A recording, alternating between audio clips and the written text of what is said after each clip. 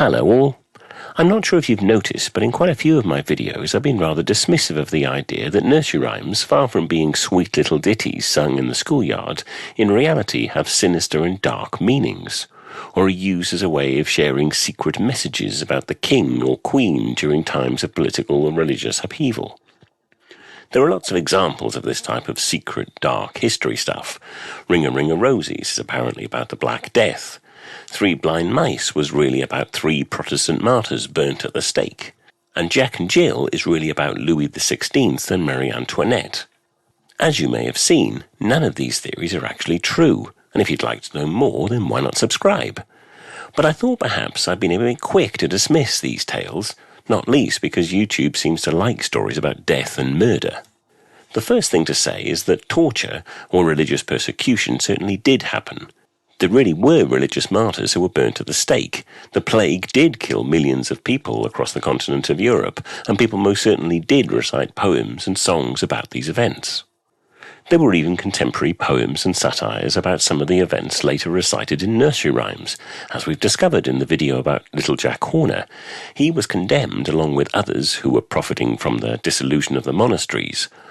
Hopton, Horner, Smith and Finn, when the abbots went out, they came in. However, there is a more gruesome example of a rhyme attacking the authorities which resulted in torture and death. Surprisingly, this tale doesn't have anything to do with the usual suspects, Henry VIII or his children, Edward VI, Mary I or Elizabeth I, when religious genocide seemed to be par for the course. Instead, it revolves around the Tudors' immediate predecessor, Richard III and his advisers. The accession of Richard to the throne in 1483 did not occur without incident. There'd been a series of battles for the crown of England known as the Wars of the Roses, and when Richard's older brother, Edward IV, died suddenly, as his most trusted adviser, Richard was named as Lord Protector and guardian of his nephews, the 12-year-old Edward V and his younger brother, Richard. There's a fair bit of conjecture about what happened next, but what is certainly true is Richard didn't read the memo about protecting his nephews, and long story short, the two princes were imprisoned and never seen again, and Uncle Rich placed himself on the throne. These events led to significant discontent in the kingdom, and a series of plots emerged to remove Richard and replace him with Henry Tudor. This is where our story really gets interesting. One such disgruntled figure was William Collingbourne, a lowly government official from Wiltshire. We don't actually have a picture of Collingborne, and no one's quite sure why he was so upset with Richard. But seemingly he was aggrieved enough to attack the king, not with a sword or a dagger, but with a satirical verse. That'll show him, he thought, and he attached a doggerel to the door of St. Paul's Cathedral in London, the old St. Paul's. Wasn't it pretty? The rhyme in modern English reads, "The cat, the rat and Lovelard dog ruled all England under a hog." The verse was a slight on King Richard the Hog, whose badge was a white boar, and his leading councillors. Sir William Catesby, the Cat, was a lawyer and Speaker of the House of Commons during the Parliament of 1484. He was also Chancellor of the Exchequer. He was at Richard's side during the Battle of Bosworth Field in August 1485, and when the king was cut down and killed, Catesby was soon captured and executed 3 days later. Sir Richard Ratcliffe, the Rat, became a close confidant of Richard as he took the throne. He was made Sheriff of Westmoreland and a Knight of the Garter. Through marriage, he also became one of the largest landowners in northern England. Ratcliffe also fought at Bosworth and died alongside Richard on the field of battle. Francis Lovell received the moniker the Dog due to the silver wolf on his crest. He'd been a close friend of Richard since they were children, and when Richard took the throne, Lovell was promoted to the office of Lord Chamberlain. Made a Knight of the Garter, he was also at the Battle of Bosworth Field, but Lovell survived the battle and fought later in the final battle of the Wars of the Roses at Stoke in 1487. Following defeat, he went into hiding.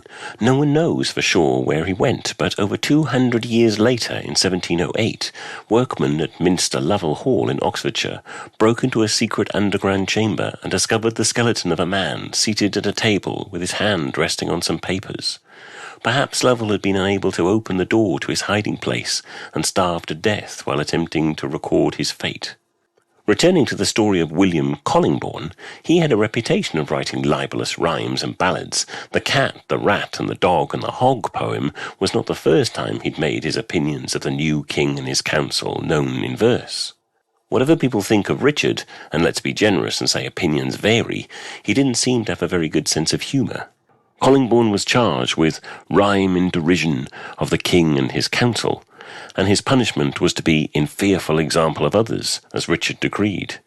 It does seem Collingborne may have been a teensy-weensy bit involved in supporting Henry Tudor's plans for imminent invasion and subsequent seizure of the throne, but nonetheless, it was the rhyme that got Collingborne in hot water.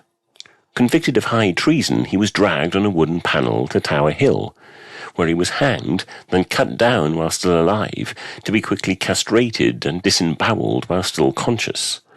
Up until this time, any other rebel was merely hanged. His end is remembered for posterity, with perhaps the most quintessentially English response to seeing his heart being removed in front of his eyes. Keeping his wit to the very end, with his dying breath he's said to have muttered, "Oh, Lord Jesus, yet more trouble." His body was then quartered and distributed around the kingdom. So it seems writing poems did get you into quite a bit of trouble after all. Well, I hope you enjoyed this tale of rhyme and retribution. If you did, please do think about subscribing. Bye for now.